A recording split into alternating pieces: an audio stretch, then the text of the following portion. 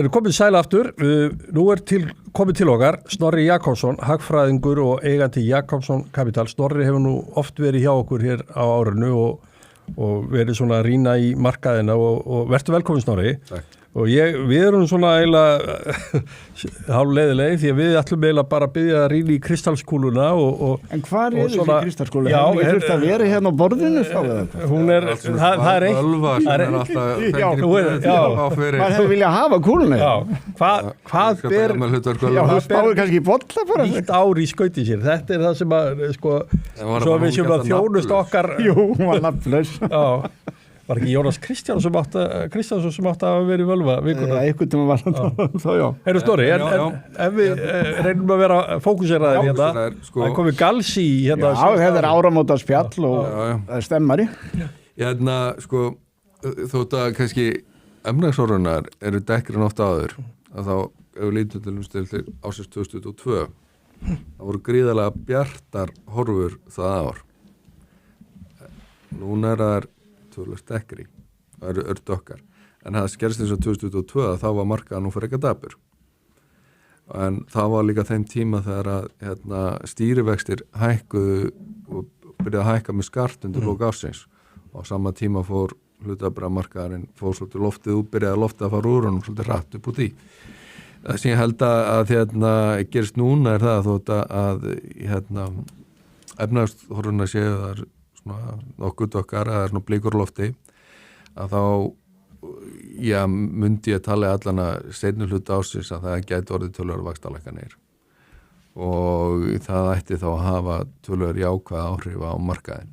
Þú horfir þá til seinni hluta? Já, þannig að þessi mæling hérna gæti eitthvað senkað Síðasta verðbólgumæling þótt að ég skilja hana hvorki upp niður í henni og þessi húsnæðisliður sem engi skilur núna, þú gast allan skilið fasteignaverðið þegar það var inn í vísitölunni, en núna er þetta svona meira eitthvað kostnaðardrifin, sama tíma og fasteignaverðið búið að hækka eitthvað 1,8, 1,9, að þá náttúrulega er þetta svona meira endurspegling en kostnað við húsnæði og við veitum að það er rosalega mikil kostnaðarverðbólga og mikil eftirspurn og hann er alltaf búin að hækka eitthvað 4% og við vorum svona að pissa í skóin okkur með að breyta allan á þessum tímapunkti en maður gæti svo sem ekki vita það fyrirfram að fasteignaverðið var akkurat á niðurleið þegar þeir skiptu tóku fasteignaverðið út úr vísitölunni En þegar þú nefnir 2022 þá ertu kannski að segja okkur að þó við stöndum á einhverju tímamótum og áramótum þá sé svolítið erfitt að horfa inn í kristalskúluna sem sagt, efnahagsaðstæður kannski verið það eru svona heldur þyngri núna við reyndar við Jón erum sammálum það við ætlum að reyna að vera bjartsýnir hérna Já, ég held að þetta verður náttúrulega öfugt við það sem að var árið 22 en þess að þá var ég nú í einhver svipuspjalli og þá voru efnahagshorfur mjög bjartar en svo endaði hlutabréfamarkaðurinn hann byrjaði ágætlega en svo svona var svona flatu kannski sumarið og svo fór hann hratt niður hann undir lok ársins 22 Já, þannig þú segir svona... Ég held að við munum sjá alveg bara svona öfuga speilmynd við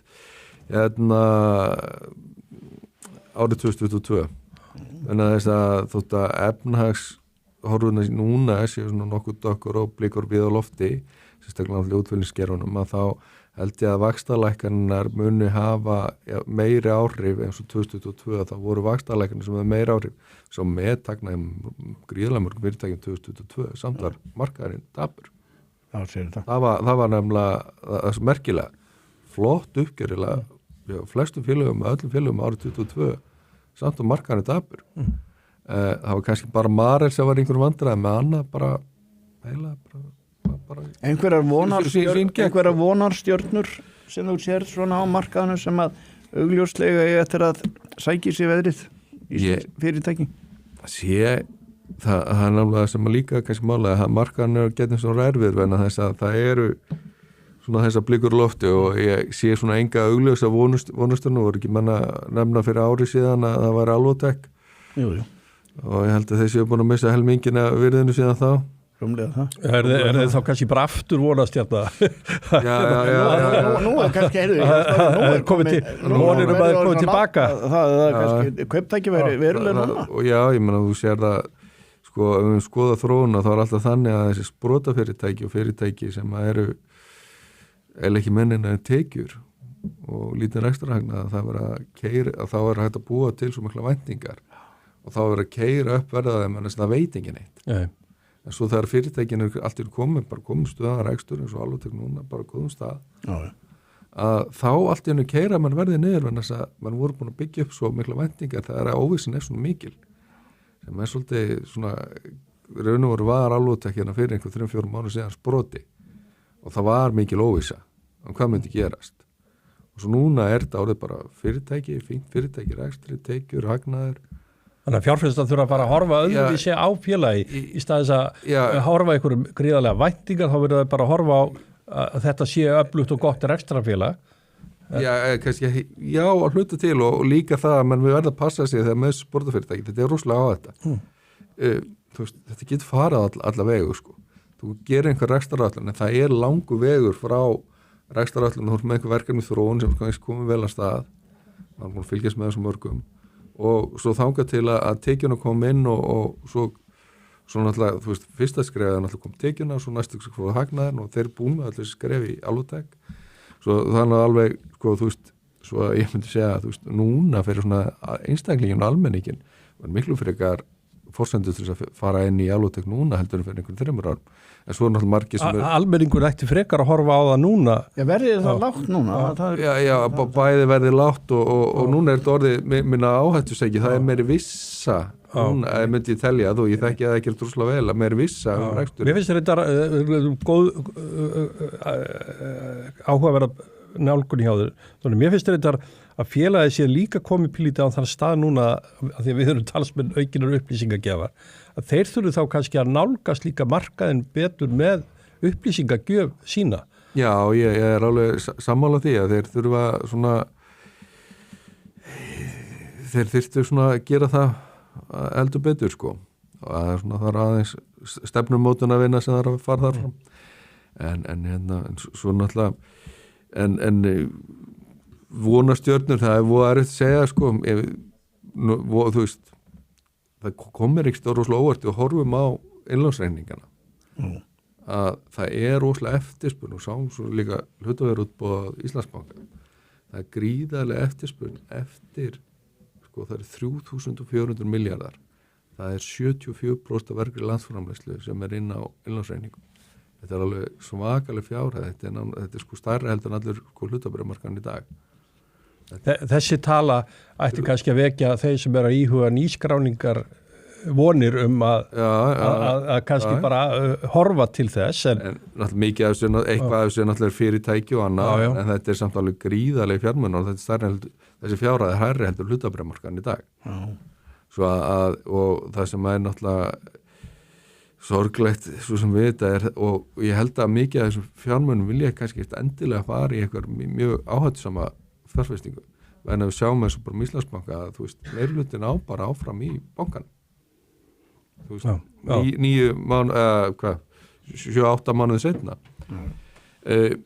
og það er svona, mér finnst svona MiFID reglugerðin sem að var til þess að vernda fjárfesta, sem ég veit nú ekki hversu mikið hún hafa nú gert, allan að þetta lífeyrissjóðamál sýndi að hún var nú ekki mikil vörn í henni þar og sko hún er eiginlega svolítið útiloka þessi fyrirtæki skuldabréf og skuldabréf bankana og málið það að ef við horfum til þess bara á dómhæstaréttar það sem að segja skamtíma útlán eða langtíma útlán eða ráðast af skamtímavöxtum við veitum alveg á hverju bankarhrauna var það var að venna þess að það var langtíma eignir úr fjármagnaði með á skamtíma. Já, tímafaktor og svo kemur þessi dómur og segir, heyrðu, þið verður bara algjörlega meðast þú veist, sem var ógerningu fyrir bankanum, en þú veist, annarkur þá þurfti þeirra fjármagn sé allaveg til skamtíma, sem sjálfsögur ger ekki. En maður sér það að eftir kannski þennan dóma, þá mun þrýstingur á bankana að auka skuldabréfa útgáfa aukast. Og fyrir almenninga þá er þetta þessi skuldabréf alveg príma fjárfesting. Og svo með líka með fyrirtækiskuldabréf, ég menna þetta er svo vinur minn sem er fagfjárfestur, ég talaði fyrir 1,5 ári síðan, ég menna af hverju að vera að kaupa í hlutabréf, hér að fá 10-12% vext á einhverjum bara fyrirtækjum bréfum eins og þú veist bara högum að festi eða eitthvað líka. en þetta náttúrulega bara markað sem lokað fyrir almenning.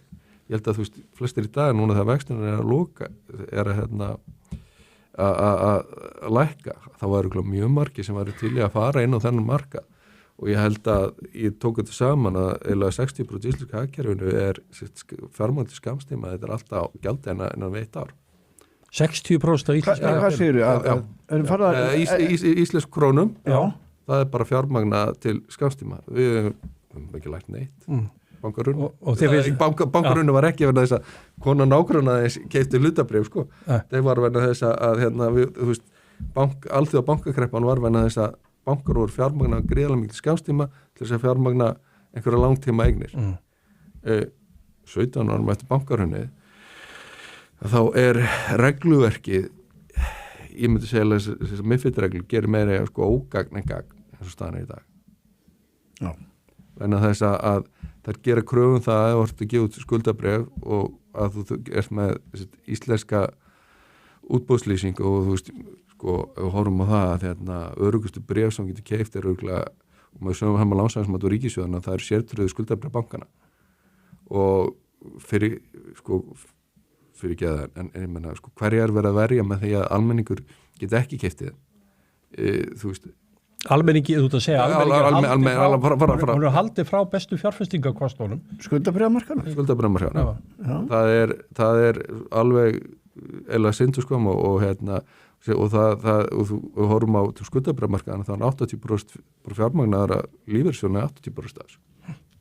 Svo er lífeyrissjóður, svo verðbréfasjóður einhver 10-12% ánum og svo einhver aðrir stofnanir fjárfestar, þá ertu komin upp í það er bara eign almennings á þessu markaði náttúrulega hverfandi og við þurfum að auka langtíma fjármögnun og svo er þetta, ég meina það er ekki tilviljun að þú veist, það er svo líka eins og með nýsköpun. Ég meina, þú veist, Alþjóða gjaldeyrisjóðurinn segir að þessi ónæg fjárfestingin í nýsköpun, þú veist, innviðir, það vantar meiri peningi innviði. Ég meina, miðstýringin en í kerfinu er alveg rosalega mikil. Og þetta regluverk sem að var sett til þess að venda almenning gagvart, sko, og horfum bara á fjárfestingamikið, þetta eru innlánin og svo það, þú veist og fyrir svona almenning sem þekkir ekki markaðan, þá sjáðu bara innan fréttir á þessum sprota og vaxta fyrirtækjum og svo ekkert enn á milli. En þú veist, við sjáum líka það að það sem hefur að gefa mest á milli, það er besta ávöxtun síðustu 10 árin, að það eru arðgreiðslufélögin, það er bara verið að gefa fína ávöxtun. Arðgreiðslufélögin, þá er að tala með viðskiptabankana, fasteignafélögin, smásölufyrirtækin, þetta er svona misjafnt milli ára en nokkuð stöðugt, sko, ef þú tekur bara gengisækkanirnar, þá er manni að það eru eitthvað 10,5 eða eitthvað álíka, síðustu 10 ár. Þá tók ég svona ákveðin félög sem að, þetta voru 8 ár síðan að þau, ég náði ekki öllu sko, en ég tók líka tryggjafélögin inn í þetta en svo bæti svo arðgreiðslunni við sem er svona 23% ári, þá ertu bara með náð, þá ertu með svona 12,5-13% ástum bara. Já, þetta er nú mjög athyglisvert. Svo að þetta er skæður með svolítið misskipt sko, svo er náttúrulega félög sem er náttúrulega með þungi vísitölunni eins og þessi, þú veist, öll útflutningsfyrirtæki á Íslandi, það verða náttúrulega stór. Þess að Ísland er svo lítið að þeir náttúrulega verða alltaf rosalega þungt vægi í vísitölunni sko. Já. Svo að það er þau sem eru búin að eiga svolítið erfitt núna og kannski skiljanlega má stofnir gengur hún rátt. Já, en við kannski, þetta verður, ég held að það sé mjög athyglisverð Snorri, þú varpa hér upp mjög mörgum áhugaverðum. Já, sérstaklega með skuldabréfamarkaðinn, hann eiginlega kemur eiginlega svo. Þú þurfum að held ég að fá Snorra fljótlega aftur. Já, það þarf að skoða þau mál betur. Heyrðu, en erum við ekki bara sáttir? Bara sáttir og bara hefðbundin spurning svona rétt, hvernig lítur gamla skuld út hjá þér og áramótin, verður þú Jón er hérna á vegum Björgunarsveitana ætlar ekki örugglega að kaupa hjá Björgunarsveitanum hvernig örugglega, ég verðun held ég afskaplega rólegt hjá mér núna í ár það eru bara eitthvað svona með fjölskyldinni já, einmitt Snorri, takk mikið fyrir